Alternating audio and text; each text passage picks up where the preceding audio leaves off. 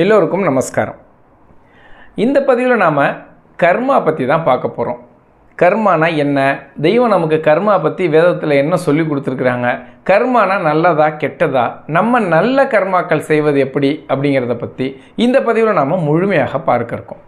முதல்ல கர்மானா என்ன அப்படின்னு பார்ப்போம். கர்மா அப்படிங்கிறது ஒரு சமஸ்கிருத வார்த்தை. அதற்கு இணையான தமிழ் வார்த்தை என்ன அப்படின்னு பார்த்தோம்னா கருமம் அப்படிங்கிறது. கருமம்னா என்னன்னா பலன் அல்லது வினை அப்படின்னு எடுத்துக்கலாம். நம்ம என்ன ஒரு செயல் செஞ்சாலும் அந்த செயலுக்கு ஒரு பலன் இருக்குல்ல, அந்த பலனுக்கு பேர் தான் கர்மா. நம்ம வாழ்க்கையே எதன் மூலமாக வாழ்ந்துட்டு இருக்கோம்னா கர்மா மூலமாக தான் வாழ்ந்துட்டு இருக்கோம்.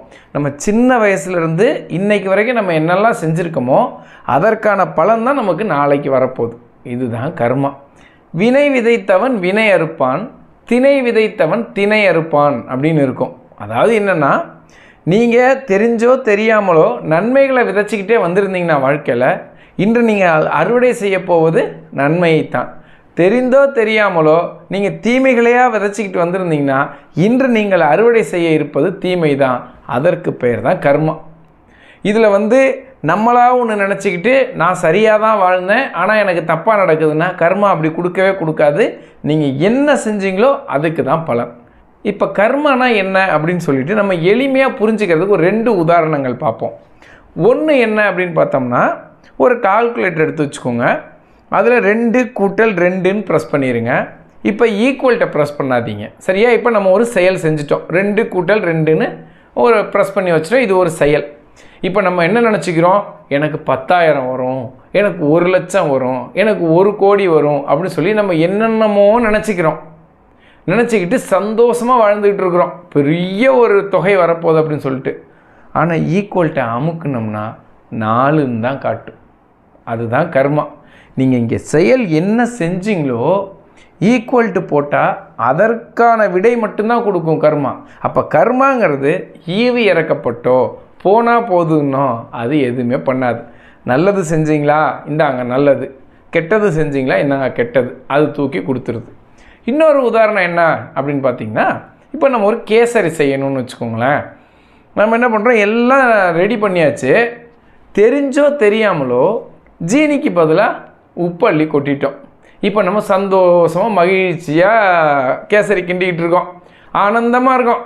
நான் ரொம்ப நல்லவன், நான் இதுவரை யாருக்கு எந்த கெடுதலுமே பண்ணதில்லை, எனக்கு எல்லாமே நல்லது நடக்கும் அப்படின்னு நம்ம நினச்சிக்கிட்டு நம்மளை நாமே ரொம்ப உயர்வாக நினச்சிக்கிட்டு இப்போ என்ன பண்ணுறோம், கேசரியில் தெரியாமல் உப்பு அள்ளி கொட்டிட்டு கிண்டிக்கிட்டு இருக்கோம். இப்போ இந்த கர்மா என்ன நினைக்கும் அப்படின்னா, பாவம் இவர் ரொம்ப நல்லவர், இவ்வளோ நாள் எந்த தப்புமே செய்யலை, தெரியாமல் தானே அந்த உப்பு அள்ளி கொட்டிட்டாரு, இந்த கேசரி நம்ம இனிப்பாக மாற்றிடுவோன்னு மாற்றாது. கேசரி எடுத்து வச்சு வாயில் வச்சிங்கன்னு வச்சுக்கோங்க, உப்பு தான் கரிக்கும். இதுதான் கர்மா. ஆனால் இன்னொருத்தர் என்ன பண்ணுறாரு, செயலை கரெக்டாக செஞ்சிட்டாரு, கரெக்டாக ஜீனி போட்டார், முந்திரி போட்டார், நெய் ஊற்றிட்டாரு, க்ளீனாக கிண்டுறாரு. ஆனால் அவர் மனசில் சங்கடங்கள் அதிகமாக இருக்குது. ஐயோ எப்படி போயிருமோ, நல்லா வருமோ வராதோ, இனிப்பாக இருக்குமோ உப்பாக இருக்குமோ அப்படின்னு சொல்லி மனக்குழப்பத்தில் டென்ஷனில் ரொம்ப கவலையிலேயே வாழ்கிறாரு. ஆனால் செயலை கரெக்டாக செஞ்சிட்டார். இப்போ அவர் அழுதுகிட்டே கவலைப்பட்டுக்கிட்டே எடுத்து வைக்கிறாரு. எடுத்து சாப்பிட்டு பார்த்தா இனிப்பான ரொம்ப அருமையான கேசரி இருக்குது. நீங்கள் செயலை கரெக்டாக செஞ்சுட்டு உங்கள் மனசுக்குள்ளே என்ன படம் ஓட்டினீங்கனாலும் சரியான பலன் தான் வரும். நீங்கள் செயலை தப்பாக செஞ்சுட்டு உங்கள் மனசுக்குள்ளே என்ன தான் நல்ல படம் ஓட்டினாலும் பலன் தப்பாக தான் வரும். தெய்வம் பல இடங்களில் இந்த கர்மாவை பற்றி நமக்கு குறிப்பிட்டு காட்டுறாங்க. என்னென்னா, கர்ம வினைக்கு பலியிடவோ காட்டில் தவசு பண்ணி பெற்றெடுத்தேன் அப்படிங்கிறாங்க. நான் உன்னைய நல்லா இருக்கணும்னு நினச்சி பெற்றெடுத்தேன், நீ ஆனால் தப்பான கர்மாக்கள் செஞ்சு தப்பான செயல்கள் செஞ்சு தப்பாகவே வாழ்ந்து கடைசியில் கர்மாவுக்கு பலியாயிடுறியேன்னு கேட்குறாங்க. அப்போ நம்ம என்ன பண்ணணும், தெய்வம் சொற்படி கேட்டு நடந்தால் மட்டும்தான் நமக்கு நல்ல கர்மாக்கள் நன்மைகள் சேரும்.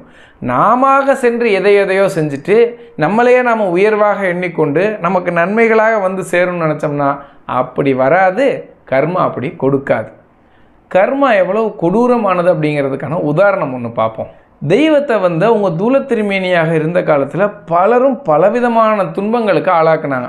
தெய்வம் என்று அவங்க குருபிரானை சந்தித்து கிளம்புனாங்களோ அன்று முதல் தெய்வம் அவர்கள் நித்திய தவத்துக்கு போகிற நாள் வரை அவங்களுக்கு பலவிதமான இடைஞ்சல்கள் துன்பங்கள் இந்த உலக வாழ்க்கையில் கொடுக்கப்பட்டது.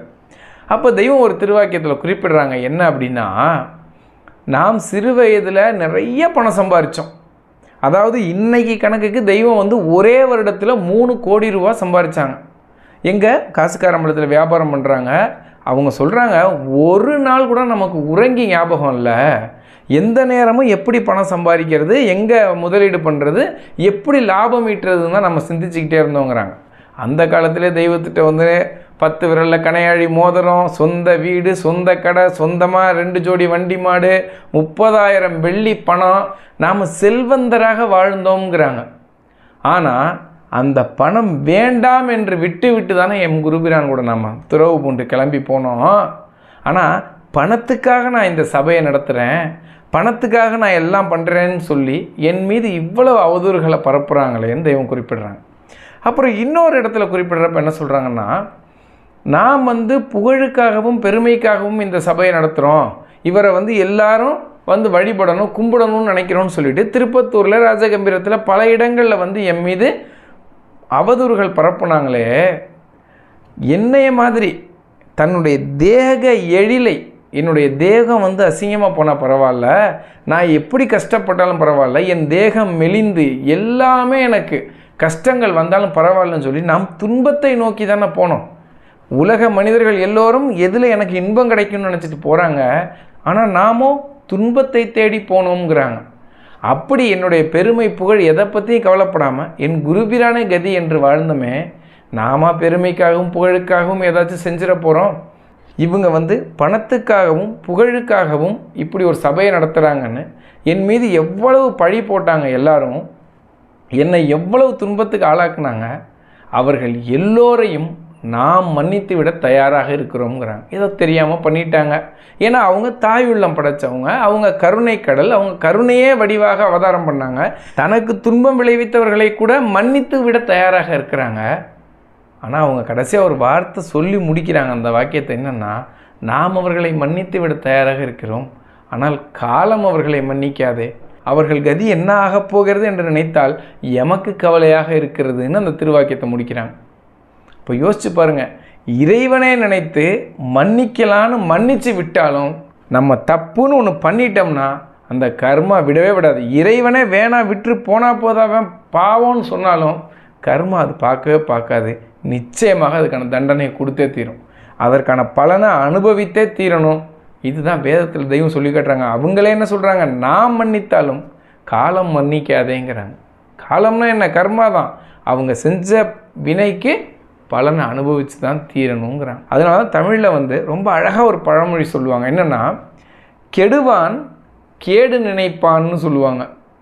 எவன் வந்து கெட்டு போகிறானோ அவனுக்கு வந்து எண்ணங்களே கேடாக தான் வரும் அப்படின்னு சொல்லுவாங்க. அவனுக்கு நன்மைகளே வரதான். ஏன்னா அறிவு வேலை செய்யாது, மனம் வேலை செய்ய ஆரம்பிச்சிடும், தப்பான கர்ம மூட்டைகள் அங்கே தயாராக இருக்கும். அப்போ இவன் தொடர்ச்சியாக தப்புகளாக செஞ்சு அந்த மூட்டைகளை தூக்கி சுமந்து இன்னல் பட்டு கஷ்டப்பட்டு கடினப்பட்டு வாழ்ந்து விட்டு போவான். சரி, இப்போ இவ்வளவு கொடூரமானதாக இருக்குல்ல கர்மா. இப்போ நம்ம இந்த கர்மாக்களை எது மூலமாக சேகரிக்கிறோம் நமக்கு அப்படிங்கிறத பார்ப்போம். இப்போ நமக்கு கர்மாக்கள் இருக்குல்ல, இப்போ எல்லாருமே மனிதனாக பிறந்தால் நம்ம எல்லாருக்குமே கர்மா மூட்டைகள் இருக்குது. அந்த மூட்டையை நம்ம எது மூலமாக தூக்கி சுமக்கிறோம் அப்படின்னு பார்ப்போம். முதல்ல எண்ணத்தின் மூலமாக கர்மாக்கள் நமக்கு வந்து சேருது. எண்ணத்தின் மூலமாகனா நம்ம ஒருத்தரை பார்த்து வஞ்சகமாக நினைக்கிறோம், ஒருத்தரை பார்த்து பொறாமப்படுறோம், அல்லது நமக்குள்ளேயே பயம் அப்படிங்கிற உணர்வில் இருக்கோம், கவலையில் இருக்கோம், துக்கத்தில் இருக்கோம், ஏதோ ஒரு நெகட்டிவான உணர்வுகளில் இருக்கோம். எண்ணத்தளவில் நம்ம தவறான எண்ணங்களில் வச்சுக்கிட்டு இருந்தாலும், நெகட்டிவான திங்கிங்கில் இருந்தாலும் நமக்கு கர்மாக்கள் வந்து சேருது. அதன் மூலமாக நமக்கு உடல்நிலையில் மனநிலையில் மிக மோசமான பாதிப்புகளை கர்மா கொண்டு வந்து சேர்க்குது. சரியா? அடுத்தது சொல். இந்த சொல் மூலமாகவும் நிறைய கர்மாக்கள் மனிதனுக்கு வந்து சேருது. ஒருத்தர் கஷ்டத்தில் இருக்கார், துன்பத்தில் இருக்கார் அப்படின்னா நம்மளால் முடிஞ்சால் ஆறுதல் சொல்லணும். அப்படி நமக்கு சொல்ல தெரியலையா, அமைதியாக நம்ம வேலையை பார்த்துட்டு போயிடணும். அதை விட்டுட்டு துன்பத்தில் இருக்கிற கஷ்டத்தில் இருக்கிற ஒருத்தர்கிட்ட போயிட்டு நம்முடைய பெருமைகளையும் நம்முடைய புகழையும் பேசுவது மிகப்பெரிய கர்மாக்களை நம்ம கொண்டு வந்து சேர்க்கும். அதுக்கு தான் தெய்வம் வேதத்தில் சொல்லி தருவாங்க, ஏழைக்கு ஏழை போல் இருப்பது நன்மைன்னு இருப்பாங்க. ஏழைனா பணம்ங்கிறது இந்த இடத்துல பொருள் கிடையாது. ஒருவர் ஏதோ ஒரு வகையில் ஒரு விஷயத்தில் சிரமப்பட்டுக்கிட்டு இருக்கார் அப்படின்னா நம்ம அவர்கிட்ட போய் ஆறுதலாக பேசணுமே தவிர அவர்கிட்ட போய் நம்முடைய பெருமைகளையும் நம்முடைய புகழையும் நாம் வாழ்ந்து கொண்டிருக்கிற ஒரு பிரம்மாண்டமான வாழ்க்கையும் அவர்கிட்ட சொல்லி அவருடைய மனதை காயப்படுத்துறது மாதிரி பண்ணக்கூடாது. அப்போ நம்முடைய சொல் பிறரை லேசாக காயப்படுத்திருச்சு, கஷ்டப்படுத்திருச்சு, இன்னொருத்தர் நம்ம பேச்சினால கவலைப்பட்டுட்டார் அப்படின்னா நமக்கு கர்மா தயாராகிருச்சு, மூட்டையை தூக்கி போட்டாச்சு மேலே. அவர் விட்ட கண்ணீருக்கும் அவர் பட்ட கஷ்டத்துக்கும் நம்ம பதில் சொல்லியாகணும், நமக்கு பலனை கொடுத்தே தரும் கர்மா. அதனால் நம்முடைய வார்த்தைகளை ரொம்ப கவனமாக கையாளணும். அப்படி நம்ம கையாள தெரியலன்னா நம்மளால் முடிஞ்ச அளவு அமைதியாக இருந்துடணும். மூன்றாவது செயல். நம்ம செய்கிற எல்லா செயல்கள் மூலமாகவும் நமக்கு கர்மா வந்துக்கிட்டு இருக்கு. இந்த செயல் அந்த செயல்னு கிடையாது. நம்ம தண்ணி குடித்தாலும் சரி, படுத்திருந்தாலும் சரி, வேலைக்கு போனாலும் சரி, படித்தாலும் சரி, ஆலயத்துக்கு போனாலும் சரி, என்ன செஞ்சாலும் அதன் மூலமாக நல்லதோ கெட்டதோ கர்மாக்கள் நமக்கு வந்துக்கிட்டே இருக்கு. அப்போ நம்ம இந்த செயல் செய்கிறப்பையும் கவனமாக செய்யணும்.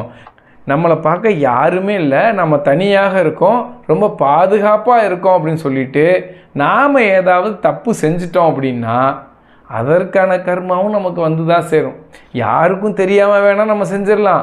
ஆனால் நம்மக்கிட்ட ஒன்று இருக்குது பாருங்கள், அந்த கர்மா அதுக்கு தெரியாமல் செய்ய முடியாது. நீங்கள் ஒரு தப்பு செஞ்சிட்டீங்க, அது தயாராக பலனை கொடுத்துரும். அப்போ சரியோ தப்போ ஒரு செயல் செய்கிறதுக்கு முன்னாடி நம்ம கவனிக்கணும், இதன் மூலமாக நமக்கு கர்மா வந்து சேருது, அப்போ நம்ம சரியான செயல்களை தான் செய்யணும். அப்போ நமக்கு கர்மாங்கிறது எதன் மூலமாக வந்து சேருது? எண்ணம், சொல், செயல். இது மூன்றையும் நாம் ரொம்ப கவனமாக கையாளணும்.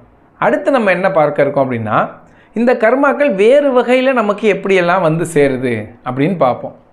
இந்த முன்ஜென்ம கர்மா அப்படிங்கிறது இருக்கான்னு பார்ப்போம். ஏன்னா நம்ம நிறையா பேர் வந்து இந்த பேச்சு வழக்கில் சொல்கிறத நம்ம பார்க்க முடியும். போன ஜென்மத்தில் அவர் என்ன பண்ணாரோ பாவம் இந்த ஜென்மத்தில் கஷ்டப்படுறாரு அப்படின்னு சொல்கிறத பார்க்க முடியுது. அப்போ முன்ஜென்ம கர்மாங்கிறது இருக்கா?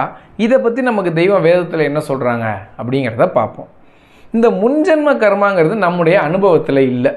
நிச்சயமாக நமக்கு யாருக்காச்சும் ஞாபகம் இருக்கா? போன ஜென்மத்தில் நம்ம என்னவாக பிறந்தோம், இல்லை எதுவாக இருந்தோம், எதுவுமே நமக்கு ஞாபகத்தில் இல்லை. அப்போ நம்முடைய ஞாபக பதிவுலையும் இல்லை, நம்முடைய அனுபவத்துலையும் இல்லை, நமக்கு எதுவுமே தெரியாது முன்ஜென்மத்தில் என்னவாக இருந்தோன்னு.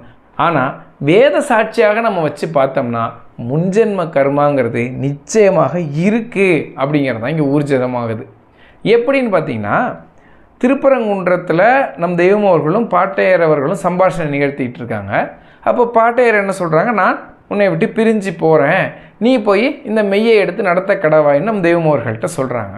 அப்போ தெய்வம் வந்து மன்றாடுறாங்க, நான் போகல, நான் உங்கள் கூடவே தான் இருப்பேன், நீங்கள் என் கூடவே தான் இருக்கணும் அப்படின்னு மன்றாடுறாங்க. அப்போ பாட்டையர் வந்து தெய்வம் அவர்களுக்கு ஒன்று சொல்கிறாங்க, என்னென்னா, நம்ம முன்னொரு பிறப்பில் நீயும் நானும் இன்ன குலத்தில் போய் நாம் அவதரித்து இருந்தோம். அப்போ நம்மை விட உயர்குலம் என்று சொல்லப்பட்ட ஒரு குலத்தினர் நம்மை மிகவும் கொடுமைப்படுத்தினார்கள், நம் குல பெண்களை மிகவும் இழிவுபடுத்தினார்கள், நமக்கு உயர் பட்டம் கொடுக்கிறேன் என்று சொல்லி நம்மை மேலும் மேலும் இழிவில் தள்ளி நமக்கு பல வகையான துன்பங்களையும் துயரங்களையும் ஏற்படுத்தினார்கள். அன்று நம்முடன் இருந்த பெண்களும் பெண்டு பிள்ளைகளும் குடும்பத்தினர் எல்லோருமே இந்த பிறவியில் உம்முடைய வருகைக்காக காத்து கொண்டிருக்கிறார்கள். இந்த பிறவியில் நீ அவர்களை சென்று தேடி அடைந்து அவர்களுக்கு முத்தியும் மோட்சமும் அளிக்க வேண்டும்னு பாட்டையர் குறிப்பிட்டு காட்டுறாங்க. அப்போ முன்ஜென்மம்னு ஒன்று இருக்குது, அதனுடைய தொடர்ச்சி இந்த ஜென்மத்திலையும் வருது அப்படிங்கிறத நம்ம புரிந்து கொள்ள முடியுது.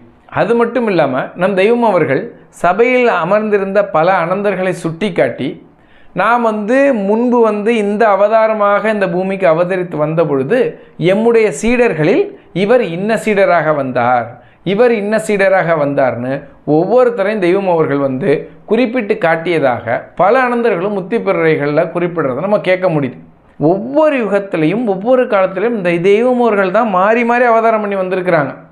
அப்போ இது நம்ம என்ன புரிஞ்சுக்கிறோம், முன்ஜென்மங்கிறது உண்டு. முன்ஜென்மத்தில் தெய்வம் ஒரு யுகத்தில் ஒரு அவதாரம் பண்ணி வந்தாங்க, அடுத்த யுகத்தில் அடுத்த ஜென்மத்தில் வேறு ஒரு அவதாரம் பண்ணி வர்றாங்க. அப்போ முன்ஜென்மம் என்பதும் அடுத்த ஜென்மம் என்பதும் உண்டு என்கிறது இங்கே ஊர்ஜிதமாகுது. அதற்கடுத்து முன்னோர்கள் கர்மா.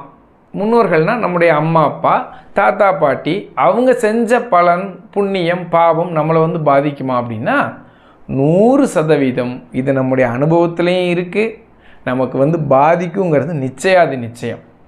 உதாரணத்துக்கு எடுத்துக்கிட்டோம்னா நம்ம தாத்தா கிட்ட ஒரு 10 ஏக்கர் இருந்துச்சுன்னு வச்சுக்கோமே, அவருக்கு ஒரு 2 பிள்ளைங்கன்னு வச்சுக்குவோம். இப்போ என்ன பண்ணியிருப்பார், 2 பிள்ளைங்களுக்கும் ஆளுக்கு 5 ஏக்கர் பிரித்து கொடுத்துருப்பாரு. இப்போ நம்ம அப்பா அதில் ஒருத்தர். இப்போ நம்ம அப்பாவுக்கு 2 பிள்ளைங்க நம்ம இருக்கோம்னு வச்சுக்கோமே, இப்போ அப்பா என்ன பண்ணுவார், நமக்கு 2.5 ஏக்கர் பிரித்து கொடுப்பார். அப்போ ஒருத்தர் தாத்தா நல்லது செஞ்சார், நமக்கு நன்மைகள் வந்து சேர்ந்துருச்சுல்ல. இது நம்முடைய அனுபவத்தில் இருக்குது, கண்ணு முன்னாடி சாட்சியாக இருக்குது. அப்போ நம்ம தாத்தா ஒரு தப்பு பண்ணியிருந்தாலும் அதற்கான பலன் நமக்கு நிச்சயமாக வந்து சேரும். நம்ம என்னமோ அதே மாதிரி நம்ம பிள்ளை 50%, நம்முடைய பேரன் 25%, கொள்ளு பேரன் 12.5%. இப்படியே நம்ம போனோம்னா 7வது தலைமுறையில் போய் 0ன்னு முடியுது. அதே போல் நமக்கு மேலே பார்த்துக்கிட்டு போனோம்னாலும் நம்ம அம்மா அப்பா மாதிரி நம்ம 50%, நம்ம தாத்தா பாட்டி மாதிரி நம்ம 25%. இப்படியே நம்ம கணக்கு பண்ணிட்டு போனோம்னா 7வது தலைமுறையில் போய் 0ன்னு முடியுது. அப்போ முன்னேறில் பண்ண கர்மாவும் நமக்கு பாதிப்பு உண்டாக்குது, நன்மையோ தீமையோ. நம்ம செய்கிற செயல் நமக்கு அடுத்து இருக்கிற 7 தலைமுறைக்கு போய் பாதிப்பை உண்டாக்குது. இப்போ முன்னோர்கள் செய்ததை நம்ம மாற்ற முடியுமா? மாற்ற முடியாது. அவங்க என்ன செஞ்சாலும் அதற்கான பலனை நாம் அனுபவித்து தான் ஆகணும். ஆனால் நம்ம செய்கிற நன்மையோ தீமையோ நமக்கு அடுத்து 7 தலைமுறையை போய் பாதிக்க இருக்குது. அதனால தான் தெய்வம் வந்து பல இடங்களில் வேதத்தில் குறிப்பிடுவாங்க. என்னென்னா, ஒரு தலைமுறையில் ஒரு பிள்ளைய பிடிச்சி இந்த மெயிலை இழுத்து போட்டுருப்பாங்க. ஏன்? அந்த ஒரு புள்ள அந்த மெயிலில் இருந்துச்சுன்னா அதுக்கு தான் முன்னேழு பின்னேழுன்னு சொல்லுவாங்க தெய்வம். ஒரு புள்ள அந்த மெய்க்கு வந்துருச்சுன்னா அதற்கடுத்து இருக்கிற 7 தலைமுறைக்கு நிச்சயம் அது கடைசி 7வதுக்கு 1% போய் சேர்ந்துடும். அதுக்கப்புறம் அந்த 7 தலைமுறையில் ஒரு புள்ள திரும்ப தெய்வத்து மேலே பற்று வச்சு திருப்பி அதை 100 ஆக்கி அதுக்கடுத்து அதை அப்படியே பயணம் பண்ணிட்டு போனால் பிரச்சனை இல்லை. ஆனால் ஒரு குடும்பத்தில் ஒரு தலைமுறையில் ஒரு புள்ள மெய்க்கு வரணும்னு தெய்வம் குறிப்பிடுவாங்க. ஏன்? அப்போ தான் முன்னேழுக்கும் பின்னேழுக்கும் அந்த பலன் போய் சேரும் அப்படின்னு சொல்லிட்டு. இப்போ என்னோட கொள்ளு தாத்தாவை எடுத்துக்குவோம், மெய்வழி சாதாரணானந்தர்.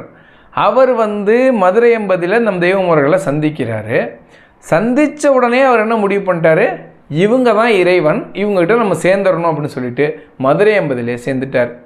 இப்போ அவர் ஒரு அற்புதமான கர்மா பண்ணார் அவர் வாழ்க்கையில். சரியா? இவங்களை தெய்வம்னு ஃபஸ்ட்டு ஏற்றுக்கணுமே. அவர் வேறு ஒரு மதத்தில் வேறு ஒரு வழிபாட்டு முறையில் இருக்கார். அதை விட்டுட்டு இன்னொருத்தவங்களை ஏற்றுக்கிறது ஒரு பெரிய விஷயம். அவர் ஏற்றுக்கிட்டார். அதுக்கப்புறம் அவருடைய மகனுக்கு அந்த மெய் வந்து வாச்சிச்சு, அதன் பிறகு அவருடைய மகளுக்கு அந்த மெய் வந்து வாச்சிச்சு, இன்றைக்கி எனக்கு அந்த தெய்வம் வந்து கிடைச்சாங்க. இந்த உயிர் நம் தெய்வமர்களால் காப்பாற்றப்பட்டது. அப்போ யாரோ ஒருத்தர் செஞ்ச ஒரு நல்ல கர்மா தலைமுறை தாண்டி வருது. அதே சாதாரண அந்த தெய்வமர்களை சந்தித்த காலத்திலேயே பல்லாயிரக்கணக்கான மக்கள் சந்தித்தாங்க. ஆனால் அவங்க தெய்வம்னு அவங்கள ஏற்றுக்கலை, அவங்களுக்கு போச்சு. அவங்க ஜீவன் காப்பாற்றப்படாமல் அதோகதியாக போச்சு. நல்லா யோசிச்சு பாருங்கள். நம் தெய்வமர்கள் போகாத இடம் கிடையாது. எல்லா மாவட்டத்துக்கும் போனாங்க, எல்லா இடங்கள்லையும் போய் பிரசங்கம் பண்ணாங்க. சேர்ந்தது சொற்ப மக்கள் தான். இன்றைக்கி அன்று யாரெல்லாம் தலை கொடுத்து நம் தெய்வமர்கள்கிட்ட சேர்ந்தாங்களோ அவர்களுடைய பிள்ளைகள் எல்லோருமே சந்ததி என்று இந்த மெய்வழிக்கு உரிமை உள்ளவர்களாக மாறியிருக்கிறாங்க. எப்படி? அன்று அவர்கள் செய்த நல்ல கர்மா அவருடைய பிள்ளைகளோ பேரன் பேத்திகளோ மெய்வழி சந்ததிகளாக ஆயிட்டாங்க. அன்று சந்தித்த பலரும் வந்து நம் தெய்வமர்களை இறைவனாக ஏற்றுக்காமல் விட்டாங்க. இன்று தெரிந்து கொண்ட பல பிள்ளைகள் நன்மனத்தினர் அப்படிங்கிற பேரில் இந்த மெய்வழியில் நம் தெய்வமர்களை தொடர்ந்து வர்றாங்க. இன்றைக்கி என்ன பண்ணிட்டாங்க, இந்த நன்மனத்தினர்கள் எல்லோருமே இறைவனாக நம் தெய்வமர்களை ஏற்றுக்கொண்டவங்க ரொம்ப அற்புதமான கர்மா ஒன்று பண்ணிட்டாங்க. இவங்க தான் இறைவன்னு தன்னுடைய அடுத்த சந்ததிக்கு காட்டி கொடுத்துட்டாங்க. இப்போ பின் 7 தலைமுறைக்கு இது நிச்சயமாக பலனளிக்குது. ஆனால் இவர்களுடைய தாத்தாக்கள் சேராமல் விட்டது இவங்களுக்கு நன்மனத்தினருங்கிற பெயரை வாங்கி கொடுத்துருக்கு. சரியா? அப்போ நம் தாத்தாக்கள் நல்ல கர்மா செஞ்சுருக்கணும், நம்ம அப்பாக்கள் செஞ்சுருக்கணும். அவங்க 2 பேரும் விட்டாங்களா? நாமாவது நல்ல கர்மா செய்யணும். ஏன்னா நமக்கு அடுத்து வருகிற சந்ததிக்கு நாம் விட்டுட்டு போகிற செல்வம் சொத்து எல்லாமே நாம் செய்து வைக்கிற கர்மாக்கள் தான். நம்ம புள்ள நல்லா இருக்கணும், நம்ம பேரம்பேத்தி நல்லா இருக்கணும், நம்முடைய வம்சம் நல்லா இருக்கணும் அப்படின்னு நம்ம நினச்சோம்னா சொத்து சேர்க்கறத விட்டுவிட்டு நகை நட்டு சேர்க்கறத விட்டுவிட்டு நம்ம நன்மைகள் செஞ்சு வச்சுட்டு போகணும். நம்ம நல்ல செயல்கள் செய்யணும். நம்முடைய வார்த்தையாலேயோ நம்முடைய எண்ணத்தாலேயோ நம்முடைய செயலாலேயோ யாருக்கும் எந்தவித இடையூறும் செய்யாமல் நல்ல மனிதராக நல்ல ஜீவனாக வாழ்ந்து விட்டு போனோம்னா அந்த தூய கர்மா என்ன பண்ணும், நம்முடைய அடுத்த சந்ததிகளையே காப்பாற்றும். இதுதான் அந்த கர்மாவுடைய மிகப்பெரிய ஸ்பெஷல். அதுக்காக தெய்வம் வேதத்தில் என்ன குறிப்பிட்டு காட்டுறாங்க, கானா கருவூல நாட்டுக்குள்ளே கர்மத்தை ஈடழி என்று உரைத்தேங்கிறாங்க. கர்மத்தை அழிங்கிறாங்க. நீங்கள் தவறுகளை செஞ்சுக்கிட்டே வந்திருந்தீங்கன்னா அதை அழிச்சிட்டு நன்மைகள் செஞ்சு உனக்கு அடுத்த தலைமுறைக்கு விட்டுட்டு போங்கிறாங்க தெய்வம். இப்போ அடுத்து நமக்கு கர்மா இருக்கா இல்லையா நம்ம எப்படி தெரிஞ்சுக்கிறது? அதுக்கு தெய்வம் ஒரு அடையாளம் ஒன்று சொல்கிறாங்க. என்ன அப்படின்னா, கர்மம் என்றால் பாவம். பாவ உடலுக்கன்றி வேறு எதற்கும் ஆத்திரமும் கோபமும் வஞ்சகமும் வராதுங்கிறாங்க. நம்மளை நாம் எப்பயுமே உயர்வாக தான் நினச்சிக்குவோம். நான் செய்கிறது சரி, நான் ரொம்ப நல்லவன், நான் ரொம்ப கஷ்டப்பட்டு பணம் சம்பாதிச்சேன், நான் ரொம்ப ஒழுக்கம், நான் தான் அவருக்கு அந்த உதவி பண்ணேன், இவருக்கு இந்த உதவி பண்ணேன், என்னால் தான் என்னென்னமோ நடக்குது, நான் இல்லாட்டி எதுவுமே நடக்காது, நான் தான் இந்த உலகத்தையே சுற்றி விட்டுக்கிட்டு இருக்கிறேன், காலையில் சூரியனே நான் சுவிட்சு போட்டால் தான் மேலே எழுந்து வரும்னு நம்மளை நாமே மிக உயர்வாக நினச்சிக்கிட்டு இருக்கோம் அந்த உலகத்தில். அப்படி தானே நமக்குள்ளே இருக்கிறத நமக்கு சொல்லி கொடுத்துக்கிட்டு இருக்கு. ஆனால் தெய்வம் என்ன சொல்கிறாங்க, நீ ஒரு அடையாளம் வச்சு பார்த்துக்க. நீ உன்னை உயர்வாக நினைக்கிறது இல்லை, உனக்கு ஆத்திரம் வருதா, உனக்கு கோபம் வருதா, நீ பிறரை பார்த்து ஏதோ ஒன்று நினைக்கிறாயா, உயர்த்தியோ தாழ்த்தியோ, அவன் கஷ்டப்படுறான், நான் நல்லா இருக்கேன், யாருக்காச்சும் ஏதாச்சும் தீமை நடந்துச்சுன்னா எனக்கு சந்தோஷமாக இருக்குது அப்படின்னா நம்ம தீமையான கர்மா மூட்டையில் இருக்கோன்னு அர்த்தங்கிறாங்க. பாவ உடலுங்கிறாங்க நம்ம உடலை. நம்மளை நம்ம உயர்வாக நினச்சிக்கலாம், ஆனால் நமக்கு ஆத்திரம் கோபம் வஞ்சகம் இந்த 3 குணங்களும் இருக்குது அப்படின்னா இது கர்மா மூட்டைங்கிறத நம்ம முடிவு பண்ணிக்கணும். இதெல்லாம் நமக்கு நம்மளே பரிசீலனை பண்ணிக்கணும். அப்போ கர்மாங்கிறது என்ன, ஒரு கண்ணாடி மாதிரி. நம்ம அழகான ஆடை உடுத்தி புன்னகையான முகத்துடன் ரொம்ப அற்புதமாக போய் நின்னோம்னா அந்த கண்ணாடி நமக்கு அதே முகத்தை தான் காட்டப்போகுது, புன்னகையும் அழகையும். நாம் அசிங்கமான ஆடைகளை உணர்த்தி அழுக்காக அழுது கொண்டு போய் கண்ணாடி முன்னாடி நின்னோம்னா அந்த கண்ணாடி அதை தான் காட்டப்போகுது. இப்போ கர்மாங்கிறது நம்ம என்ன செயல் செய்கிறோமோ அதை பிரதிபலிக்கக்கூடிய கண்ணாடி. அப்போ நம்ம என்ன பண்ணணும், நம்மளை நம்ம அழகாக்கிக்கணும். நம்ம எண்ணங்களை, நம்ம பேச்சை, நம்ம செயலை நம்ம அழகாக்கிக்கிட்டு அந்த கர்மா கண்ணாடி போய் முன்னாடி போய் நின்னோம்னா அது நமக்கு அழகை மட்டும்தான் பிரதிபலிக்கும். சரி, என்ன தான் பண்ணுறது? இப்போ கர்மாங்கிறது இவ்வளோ மோசமானதாக இருக்குது, ஈவிரக்கம் இல்லாததாக இருக்குது, கொடூரமாக நமக்கு தண்டனை கொடுக்கறதாக இருக்குது. இப்போ நம்ம எப்படி தான் தப்பிக்கிறது இதிலேருந்து அப்படின்னு பார்த்தோம்னா, முன்ஜென்ம கர்மாலேருந்து நம்ம தப்பிக்க முடியுமா? முடியாது. அது அனுபவத்துலேயும் இல்லை, நமக்கு என்னென்னே தெரியாது. அதனால் அந்த முன்ஜென்ம கர்மாக்கான பலன் நம்ம அனுபவித்து தான் ஆகணும், அதை விட்டுருவோம்.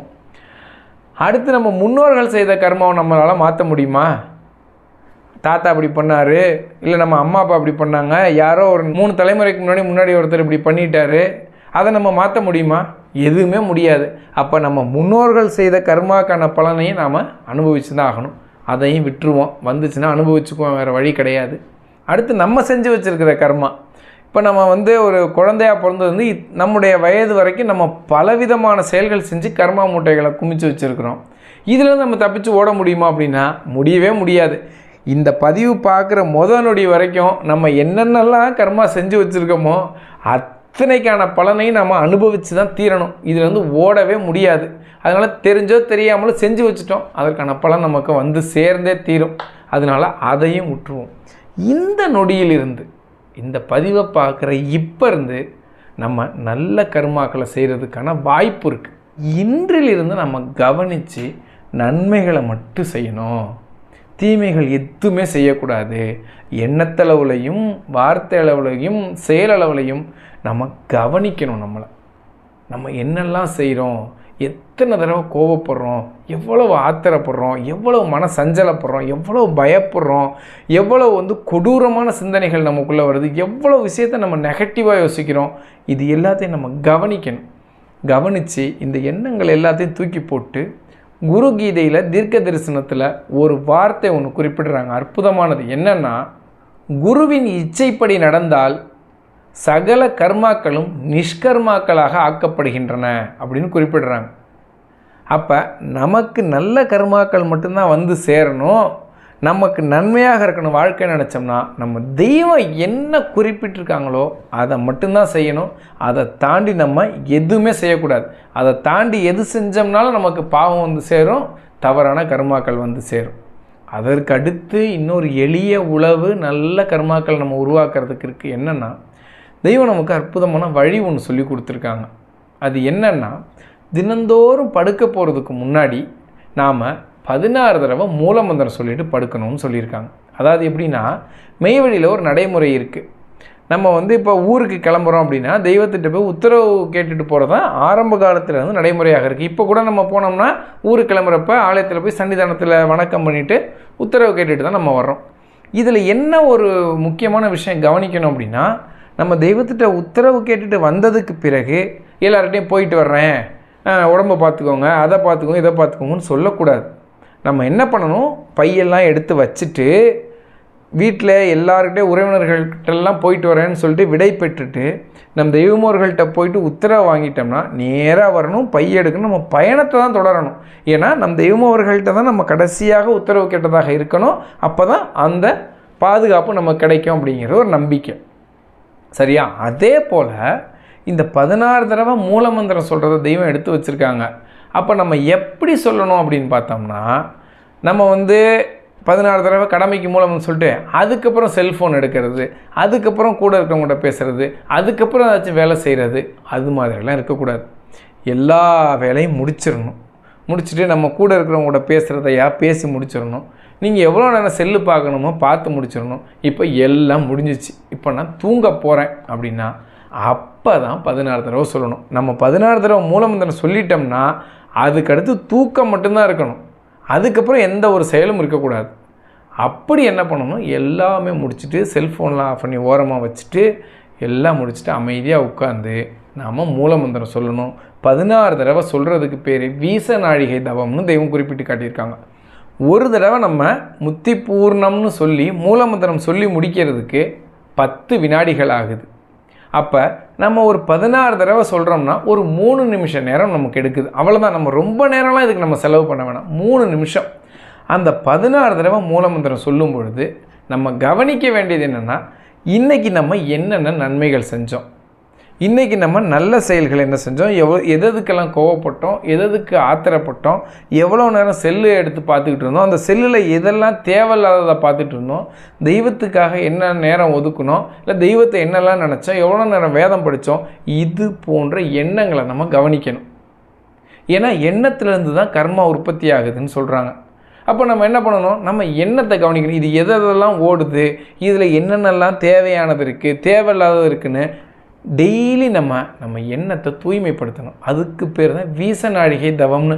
கடமைக்கு அப்படியே உட்காந்து 16 தடவை மூலமந்திரம் சொல்லிட்டு படுக்கிறது இல்லை, நம்ம கவனிக்க வேண்டியவர்களாக இருக்கிறோம். எப்படி இந்த உடல் இருக்குது, நம்ம ஒரு நாள் குளிக்கலைன்னா கூட அடுத்த நாள் அழுக்காயிருது இல்லை, நாத்தம் அடிச்சிருது. சரியா? இந்த உடலில் எல்லா உறுப்பையுமே நாம் வந்து தினந்தோறும் சுத்தப்படுத்த வேண்டியதாக இருக்குது. ஆனால் நம்முடைய எண்ண உலகத்தை நாம் கவனிக்கிறதே இல்லை. தூலத்துக்கு அடுத்து நம்முடைய நினைவு உலகம்னு ஒன்று இருக்குல்ல, அதை தினந்தோறும் நம்ம சுத்தப்படுத்தினா தானே அடுத்த நாள் ஃப்ரெஷ்ஷாக இருக்கும், அது சுத்தமாக இருக்கும். உடலை மட்டும் குளிப்பாட்டி சரி பண்ணிவிட்டு உள்ளே இருக்கிற எண்ண உலகத்தை நம்ம கவனிக்காமல் விட்டோம்னா, அப்போ தினந்தோறும் 16 தடவை மூலமந்திரம் சொல்லும் பொழுது நம்ம எண்ணத்தை கவனிக்கணும், எண்ணெல்லாம் ஓடுதுன்னு சொல்லிட்டு. அப்போ நமக்கு நாமே சுத்தப்படுத்திக்கிறோம் நம்ம எண்ணத்தை. இப்போ நம்ம என்ன பண்ணணும், ஆமாம் இன்றைக்கி நம்ம இந்த விஷயத்தை தேவையில்லாமல் பண்ணோம், இவங்ககிட்ட தேவையில்லாமல் இந்த வார்த்தையை பேசிட்டோம், இவங்க மனசு கஷ்டப்படுற மாதிரி நடந்துட்டோம், அவங்க பாவம் தானே, அவங்கள அப்படி சொல்லியிருக்கக்கூடாது. நம்ம இல்லை நம்மளை நாமே ரொம்ப நேரம் செல்லை பார்த்து நம்ம டயத்தை வேஸ்ட் பண்ணோம், இல்லை அந்த நேரத்தில் நம்ம வேறு ஏதாச்சும் நல்லது செஞ்சுருக்கலான்னு தினந்தோறும் ஒரு நாள் தவறாமல் இதை நம்ம தினந்தோறும் இந்த 16 தடவை மூலமந்திரம் சொல்கிறத நம்ம பழகிக்கிட்டே வந்தோம்னாலே நம்மளுடைய தினந்தோறும் கர்மாக்கள் வந்து சுத்தப்படுத்தப்பட்டுக்கிட்டே வருது. நமக்கு தீய கர்மாக்களே வந்து சேராது. அப்போ நம்ம இதை பழகினாலே போதும். தினந்தோறும் ஒரு 5 நிமிஷம் ஒதுக்கி நம்ம எண்ணத்தை கவனித்து நம்ம என்னெல்லாம் நல்லது நினச்சோம், என்னதெல்லாம் தீயது நினச்சோம், என்னெல்லாம் நல்லது செஞ்சோம், இன்றைக்கி என்னெல்லாம் தீயது செஞ்சோம், இன்றைக்கி என்னெல்லாம் தீயது செஞ்சுருக்கோம், நாளைக்கு நம்ம இதெல்லாம் செய்யக்கூடாது இப்படின்னு நமக்கு நாமே ஒரு பரீட்சை வச்சுக்கிட்டு நம்முடைய எண்ணத்தை கவனித்து அதை தூய்மைப்படுத்திக்கிட்டே வர்றது மட்டும்தான் நம்ம கர்மாவிலேருந்து தப்பிக்கிறதுக்கான ஒரே வழி. இல்லை நான் மூலமந்திரம்லாம் சொல்ல மாட்டேன், என்னோடய எண்ணத்தெல்லாம் கவனிக்க மாட்டேன், அது எப்படி போனாலும் பரவாயில்ல, எனக்கு எதெல்லாம் சந்தோஷமாக இருக்கோ அதெல்லாம் நான் செய்வேன், என்ன வந்தாலும் நான் பார்த்துக்கிறேன் அப்படின்னா எல்லாத்துக்கும் நீங்கள் தயாராக இருக்க வேண்டியது தான். கர்மா விடாது. மீண்டும் ஒரு பதிவில் சந்திக்கலாம். நமஸ்காரம்.